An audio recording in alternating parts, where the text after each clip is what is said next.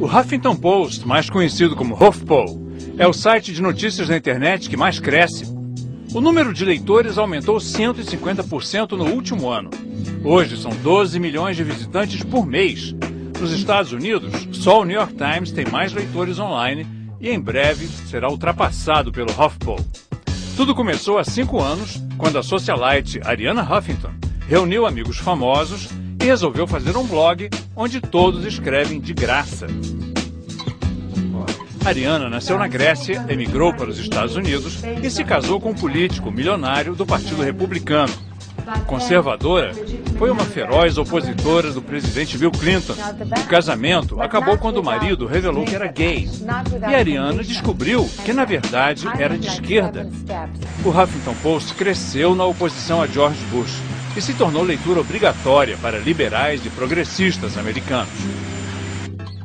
Depois de escrever livros de autoajuda para mulheres inseguras, Arianna acaba de publicar América do Terceiro Mundo, no qual ataca tanto os republicanos como os democratas do presidente Obama por abandonarem a classe média.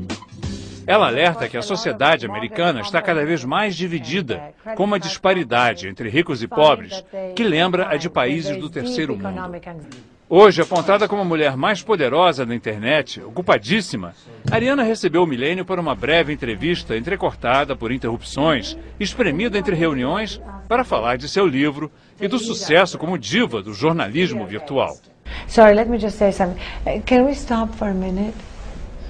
You know, a few years ago, I think it was maybe 15 years ago when I came to this country, I did a story about what they called at the time the Brazilianization of America. Because at the time Brazil was an example of a country that had the highest income inequality in the world, and clearly a third world country, right? And there was this thing about the increasing poverty in the US and the shrinking middle class. That was 15 years ago. And now we see Brazil has this new middle class, 20 million people out of poverty, so we don't even want to be called Brazilianization. What's happening in America, this thing that you describe in your book, the third world America, this possibility that it will become? I actually picked that title, Third World America, which sounds so jarring, because I wanted to sound the alarm. Because what's been happening, the shrinking of the middle class, the fact that America has gone from a country that was defined by upward mobility to a country defined now by downward mobility is something which I believe is preventable. I mean, we can stop that ongoing decline, but only if we bring a sense of urgency to what is happening. Because otherwise, we have the situation we are facing now where 100 million Americans are worse off than their parents were at a similar age. And 2/3 of Americans, when you ask them, say that they expect their children to be worse off than they are. And how people think their children will do is central to how they think the country is doing. That is really very much what determines how we feel about the country. I wonder what will happen, because you are an immigrant too, right? You came long before I did. I'm older than you, but we both have an accent. It's great to see someone like you with an accent who's so successful in America. But I came 15 years ago, and I think maybe we are the last who took advantage of the so-called American dream, the benefits. I put 2 kids through colleges here. They have very successful careers. They are a little older than your daughters. But now all this is gone, or maybe not gone, but it's threatened. Well, gone for millions of people. You know, you have a growing class in America, the formerly middle class. You know, when you have 27 million people who are out of work or underemployed, it means that everybody is affected. Because even if you still have your job, you know somebody close to you, you know, a family member, a close friend who's out of work. So what we are seeing now is an incredible sense of economic anxiety. So even the people who are still at work, even the people who still have their homes, are worried about the future. They are waiting for the next shoe to drop. And it's not just joblessness, it's also foreclosures, you know. There's been an epidemic of foreclosures. You know, we're going to have, by the end of 2010, 5 million homes foreclosed, which means 5 million families will have had to move from their homes either into a relative's home, a motel, sometimes a homeless shelter. That is having a very deep impact on children in this country, on families, on the whole sense of civil society. Yeah. And when you look at the proposal of this budget cutting commission that President Obama created, they came out with a proposal that means more paying for the middle class. Tax cuts for the rich, but tax cuts greater, higher taxes for the middle class, cutting benefits that they had. So it's hard to understand what the elite in Washington, why are they so disconnected? And that has been, I mean, you wrote about this, how to overthrow the government 10 years ago, right? This disconnect, and it has increased. Well, the disconnect has increased, and as a result of the disconnect, you know, we saw in the last election that because the expansion of government has not saved the middle class, now people have turned against government. And, you know, they have a lot of evidence that government has not really been effective enough in preventing the decline. So we had the bailout of the banks. I say in the book that, you know, we can make a case for bailing out the banks, but not without strings attached, not without conditions, so that their being bailed out would also have led to Main Street, small businesses, middle America being bailed out. Instead, you know, Wall Street was saved, but it did not turn around and invest. It did not help create jobs. Instead, the money has been used to continue a lot of the same gambling with financial instruments that got us into trouble in the first place. And what is tragic is that the opportunity was lost with the election of Obama, without this hope of change. It's hard for me to explain to my viewers in Brazil what happened to Obama. What you say, the audacity in the campaign was replaced by timidity in government. Why? I think there were a couple of serious mistakes. One was the economic team that he chose. It was very Wall Street centric. You know, Larry Summers heading the economic team at the White House, Tim Geithner, Treasury. They really underestimated the economic devastation.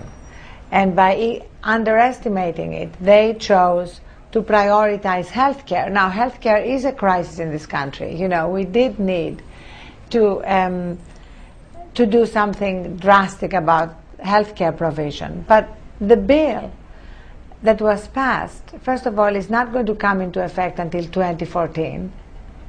So in a sense, the White House and the Democrats told the American people, you know what, I know you still don't have a job, but you know, in 2014 you're going to have health care. That's not a good bumper sticker for the elections. And the second point was the president's reverence for the establishments. You cannot really be a true leader if you end up revering the establishments, because the military establishment, for example, just wanted to perpetuate and escalate the war in Afghanistan. And the president went along, and now we are seeing that there is no real exit strategy there that involves victory, because we are propping up a corrupt regime. We are spending $2.8 billion a week. We are basically sending to their deaths thousands of young men and women, and it's not helping our national security. But the main thing is what moved the voters in November. Jobs, right? That's the main thing. So how to get this economy running again? Because it was based on debt, consumer expansion, like consumerism, let's call it, right? And debt. And that's unsustainable. It's over. So how can the economy go back? It's the other side doesn't have a proposal, right? The Republicans. Well, that's the problem. You know, the other side claims to have proposals, but they're really platitudes. It's the same stuff about cutting spending and cutting taxes. But right now, there's a clear lack of demand, which is when government needs to step in to spend in order to create jobs. And you know, we saw that in FDR's time.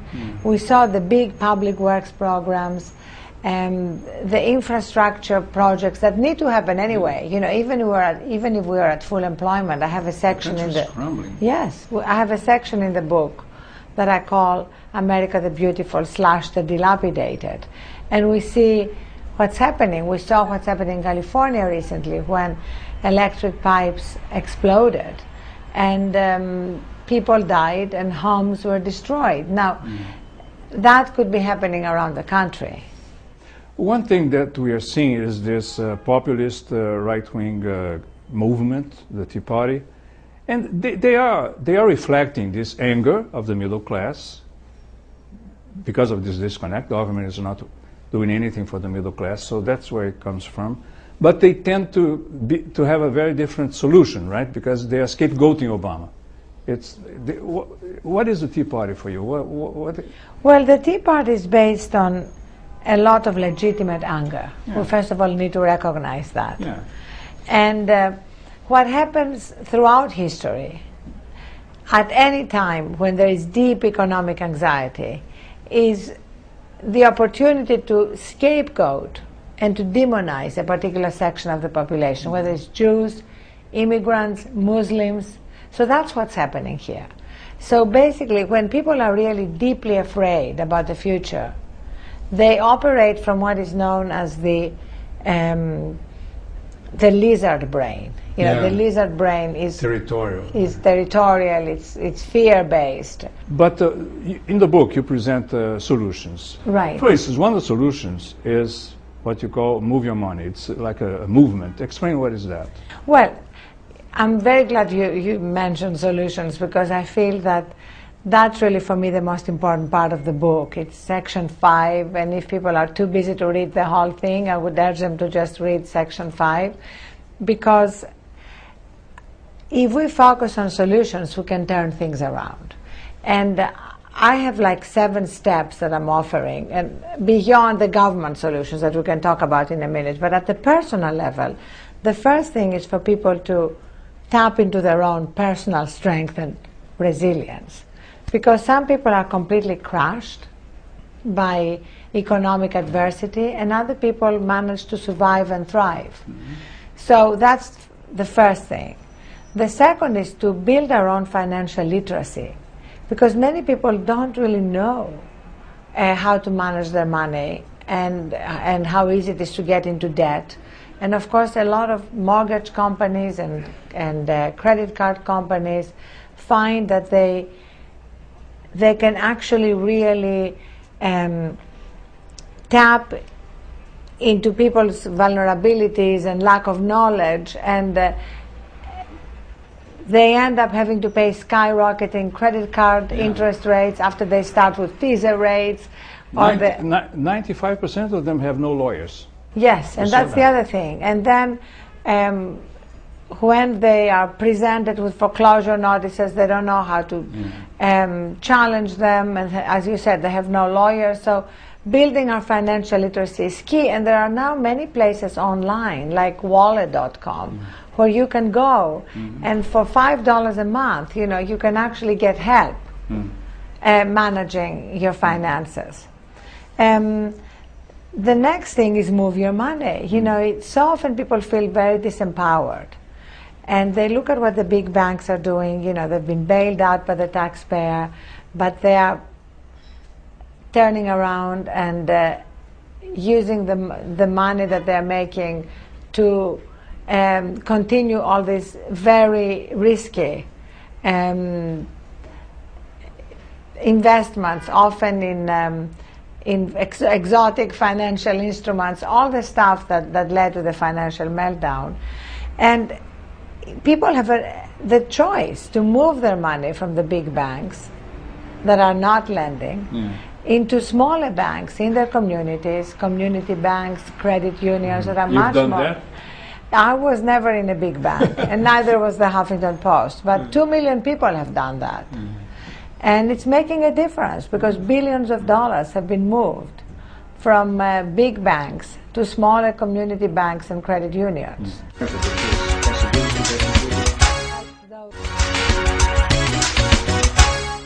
You have built one of the most successful, probably the most successful because it grows more than the other news organization online, right? So tell us about the Huffington Post and how the Huffington Post is creating this national conversation, as you call it, about all this that is happening in the U.S. Well, to link it to solutions, you know, we started a section called Third World America, and we have an interactive map, and on the map we have stars for different great things happening around the country, because the media very often only focus on what is not working. You know, they focus on the dysfunctionalities, and obviously it's very important to focus on the struggle that people are going through, but also on the solutions, because many people, for example, are using online media now to turn their hobbies into jobs and to help each other. And we try to put the spotlight on all that at the Huffington Post. We even started a feature a few weeks ago that we are calling the greatest person of the day. So that we can put the spotlight on people doing good, because volunteers, right? Volunteers, you know, people, you know, there are people out of work who have time. So they can take that time and use it to do some good for others. And many of them are doing that. I mean, I spotlight Seth Reams, an unemployed concierge in Portland, Oregon, who started something called We've Got Time to Help.org. And he's bringing together other unemployed people, some with skills, some with no skills, to help those in need. Now, that doesn't just help people in need. It also helps those who are doing something for their communities. They feel like contributing members rather than victims. Now tell us about the news model of the Huffington Post and how that compares to the old media model, trying to adapt to the internet with a lot of difficulty. They're losing money, they don't know how to do it. How you have learned from your experience? Well, the Huffington Post is now 5.5 years old, and from the beginning it was a combination of three things. 24/7 news with our own attitude, but honoring facts, fairness, accuracy. The second thing is a collective blog. We now have about 9,000 people who write. We started with 500. There could be politicians, actors, journalists. Anybody can contribute? Well, we obviously not anybody. We pick and choose. Oh, okay. But people offer themselves? Oh, yes, absolutely. And we also recruit people. It's both ways. Some are established people, some are new names. And the third thing is a very vibrant community. Yeah, the number of comments is astounding. Yes, we now have about 4 million comments a month. Yes. And they are pre-moderated, so that there's a civil discussion. We don't let trolls take over the discussion. Yeah, because blogs before, I have a blog for 5 years, and it's like a little cave where you shout and nobody listens. And now you have put all that together, so it's a way of people really having a conversation online. Right? Is that making really a difference. We have 25 million unique visitors a month. So it's a real... It's almost the same as the New York Times. A little less than the New York Times, but we're now ahead of the Washington Post, the Wall Street Journal, USA Today. It's big, yeah. It's interesting that you wrote that book on becoming fearless, which is targeted to women, but it can apply to anyone. Yes. Right? And I was especially interested in a subject that is also the subject of another book, The Fourth Instinct, the instinct for spirituality, which is described by you as a physical instinct. So tell me about that. When I read it, I felt my body tingling, so there must be something there. Thank you. Well, you know, this is also what we are exploring in a section of the Huffington Post called Living, which is how can we create lives that are less stressful, more productive, and with more meaning, because people are seeking meaning in their lives, and that's what I call the fourth instinct, beyond the first three of survival, sex, and power. And the book on fearlessness, which I wrote primarily for my two daughters who are now in college, is really about not letting our fears get in the way of us being able to fulfill our dreams and follow our dreams and not let our own anxieties around, especially fears of failing, get in the way of doing that. Yeah, but how can you turn, as you said, your fear your friend? How to do that? Well, what I say is that fearlessness is not the absence of fear. It is the ability to move on despite our fears. Mm-hmm. And that's, you do that by, I have trouble understanding how to make my fears my friends, or well, how to help myself with my fears. The most important thing, unfortunately, I really have to go. Just I'm a few sorry. minutes. Okay, can we make this the last question? All right. I'm so sorry. You know, they're coming in. I see them here, and it's now it's 2:20. Okay. So, when you say how to make our fear a friend, we need to recognize that fear is part of life. Yeah, it's human. It's human. And the question is, do we let it stop us, or do we continue despite the fear? We can learn from the fears. Exactly. All right. Thank you. Thank you so much. Thank you. I'm so sorry. No, it's okay. Para ver mais sobre essa entrevista e deixar a sua opinião, visite o blog do Milênio. Até lá.